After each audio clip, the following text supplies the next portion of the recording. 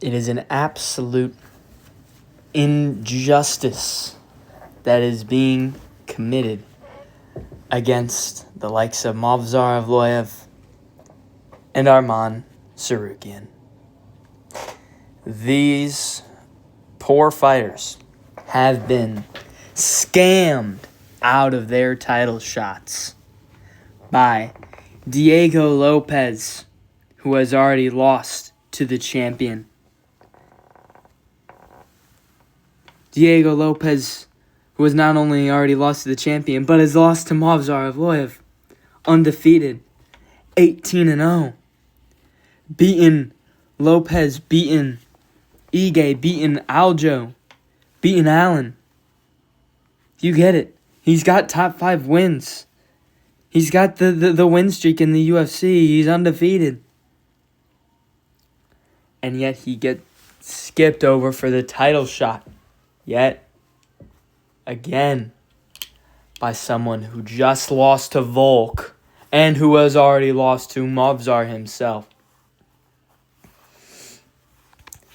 And Arman Tsyarukyan has gotten scammed out of a title shot. This man who has beaten who has decimated Dan Hooker, who beat Charles Oliveira and gritted his way through Dubronx's submission attempts. And that win has aged well. We saw what Charles did to Gamrot. The only other 2 guys to beat a prime Charles are Ilya and Makhachev. Right? Generational talents in the sport. Arman Tsyarukyan himself is a generational talent in the sport. Maybe not on their level, but he deserves a title shot. And yeah, okay, Ilya's going through a divorce, but it doesn't matter just because we can't see Arman versus Ilya now. Arman should have gotten a title shot no matter what. Doesn't matter if it was against Patty, Gaethje, or Max. If you ask me who deserves it most after Tsyarukyan, who should Tsyarukyan be fighting for the interim? No one's going to agree with me but Max Holloway. Beat Gaethje last year, beat Poirier this year. And that's his record in the lightweight division. Recent record? Okay. And recently, he lost to Ilya. Okay. The champion. It's the only guy who's beaten him recently and beat him last year. You know, and I don't want to be one of those guys that, it was at a different weight class, but it was at a different weight class.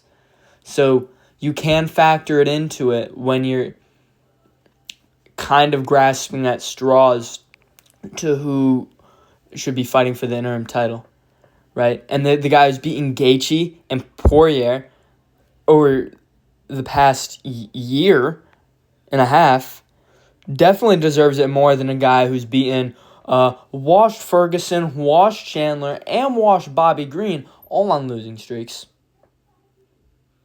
Right? No top 10 wins. Max has 2 top 5 wins. Poirier retired after he got the brakes beaten off him by Max Holloway. But Max has 2 top 5 wins. Gaethje has, Pimblett has 0 top 10 wins. I think Chandler was ranked top 10 when he beat him. Okay, I'll give him that. But, and that Chandler win was good, but it doesn't warrant you a freaking interim title shot. And Gaethje, he beat Fiziev. He got knocked out by Max last year. Yeah, he's had 2 fights. Since the start of the calendar year of 2024, he's had 2 fights. Dominated and knocked out by Max Holloway and beat Fiziev, who's a guy that he already beat and proved that Fiziev isn't top 5 caliber twice. By decision. Close decision as well. Close decision. Both times. And second time it was a little more clear. It was a clear that it was a Gaethje win. But yeah, man, this is just an absolute injustice that is being done, and these two poor individuals here. Dude, Gaethje and Pimblett for an interim title? Are you kidding me? That should be a matchup, but not for an interim title. Not for an interim title.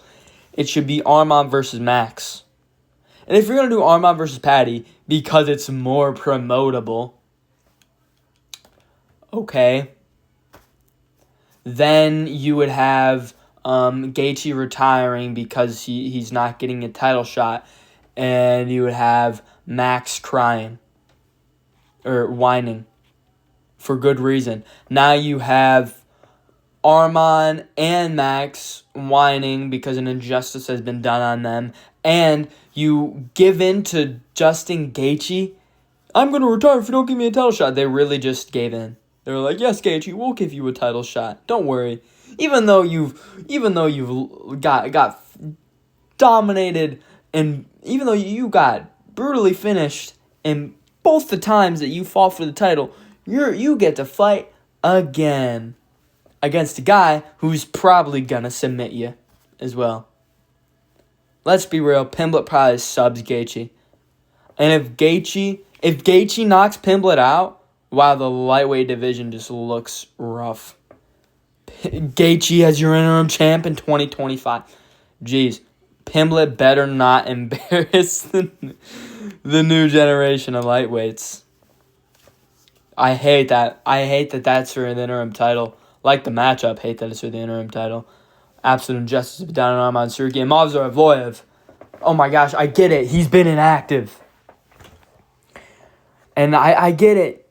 You could argue featherweight's a kind of a clog right now in title contention. Oh, you could argue Lerone Murphy. He's undefeated too. Lerone Murphy beat Aaron Pico, who just rushed in like a fucking retard on a short bus. That's his fight style. It's fun. I look forward to Aaron Pico fights from now on because he's going to put on good performances, win or lose. Good fights, win or lose.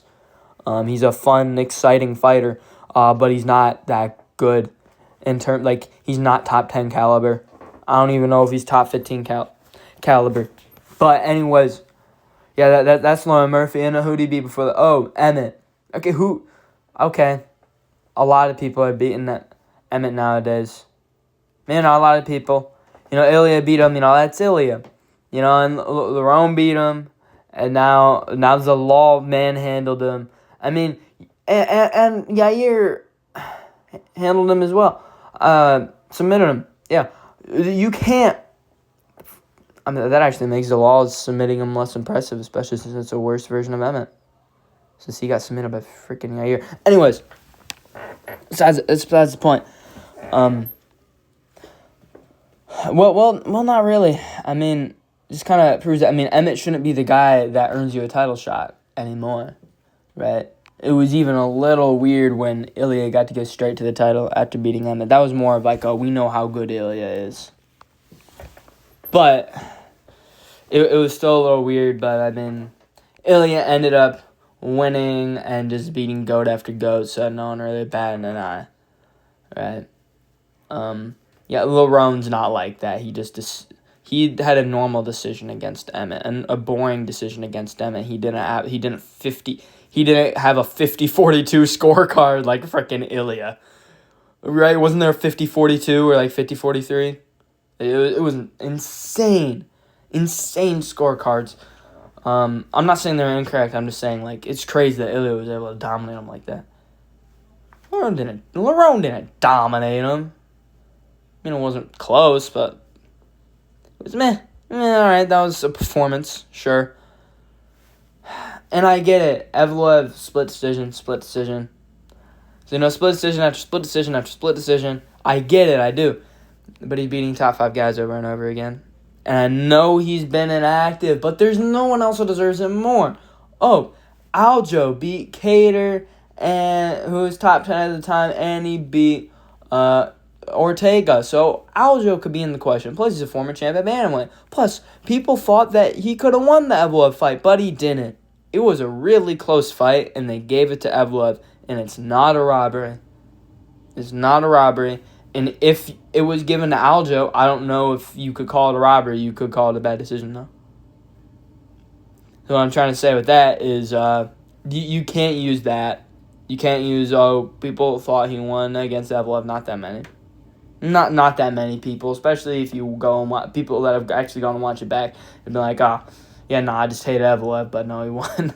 A lot of people hate Evloev because, I don't know, he's inactive, I guess, but anyways, I mean, yeah, and it was also, a split decision against Allen. That was close as well. But, I mean, hey, okay, Aljo, beat Washed Ortega, maybe not Washed, but or a version of Ortega that looked atrocious. It looked awful. That version of Ortega looked shit. And Aljo was just doing whatever. I mean, he, injured his own elbow trying to do a spinning back elbow, right? He's got old lighter man's joints, and he still continued to just mess him up. After that, just kind of easily dominate him for 5 rounds. And Cater, he just hugged him, human backpack. That's what Aljo does sometimes, but jeez, I mean, and then you have Lopez, who had that crazy KO. Okay, I see from a promotability standpoint, I guess I get it. Lopez is promotable. They really want to push that Mexican fan base hard. That's why they were, Yair got the weird custom interim belt thing. Fucking people. There was talks in the UFC about Yair getting a title shot off of beating Patricky Pitbull. I know his name is Patricio. Patricky. He beat Patrick Pitbull. I don't care. It's a Bellator guy who's older and not even in his prime anymore. You beat an out-of-prime Bellator guy. Congrats, pal. You already got dominated and finished by Aljo. I mean, by Volk, so fuck off. And Lopez just lost to Volk earlier this year. Lerone hasn't beat anyone of worth. Aljo got beat by Evloev, so Evloev should get the shot. He should.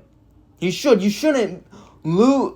You shouldn't be able to lose to someone and then lose to someone for in a title fight, and then get to fight them for that same title after one win over a guy who's not even top 5.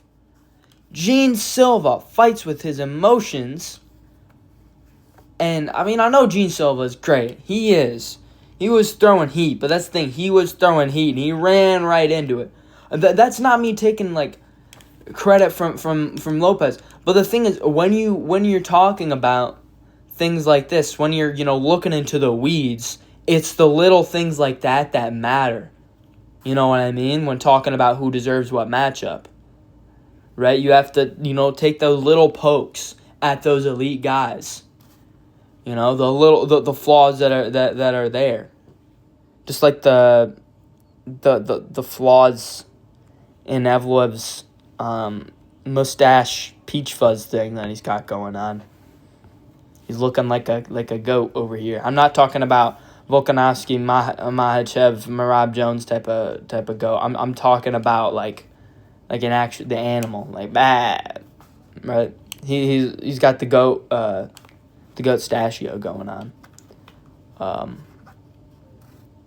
Just inconsistency. Just like there's inconsistency in how often Evloev fights, there's inconsistencies in his beard. Like my brother. Get some beard oil on that. I can't really talk. I can't grow a beard yet, but my pretty obvious voice crack that I had just there proved it. Or is proof for it. Damn, my grammar's shit. Yeah, that's all I got for you, folks. I appreciate you for letting me waste your time. Prayers for these two here combatants who had just absolutely atrocious crimes done against these two men. Not Evloev as much as Arman. How can you not feel bad for Arman? But the thing is, a lot of people aren't going to talk about this. I mean, there are going to be people who talk about this, but the casuals won't care, right? Why? And that's part of why I'm making this video, because I want people to care about this, right? This is a crazy injustice that has been done on these two, especially Arman Tsyarukyan. I get it. Tsyarukyan's a cunt. I get it. People don't like Evloev. But just because you don't like someone, that doesn't mean that an injustice is not being done towards them. The UFC, I don't know what they were thinking. They gift us with all these nice things leading to the Paramount deal. Then we find out about the first fight coming on the Paramount deal. Then, boom, they just shit on our plates. They pissed in our cereal. Whatever you want to call it. These matchmakers are sometimes as dumb as a box of rocks. They're casuals. Some of these matchmakers are freaking casuals who don't pay attention to the sport and who don't actually watch the fights. Not that often, anyways. We can't have casuals being our matchmakers. I'd rather have fucking MMA Guru and Bedtime MMA be our matchmakers.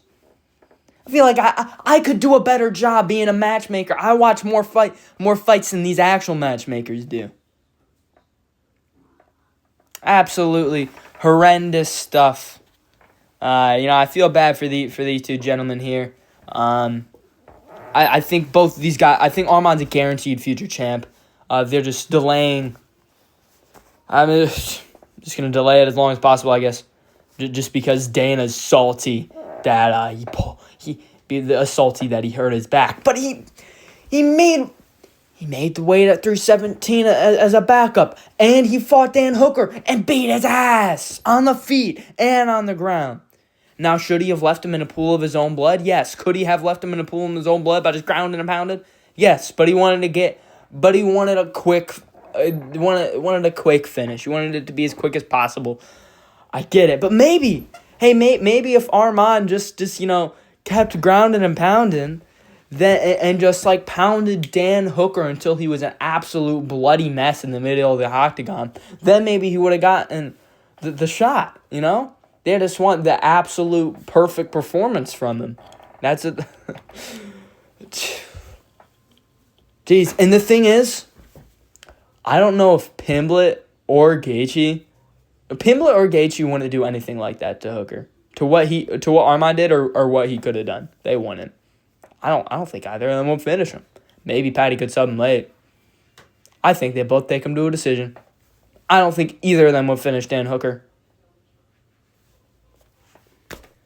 Anyways, that's all I got for you, folks. UFC matchmakers.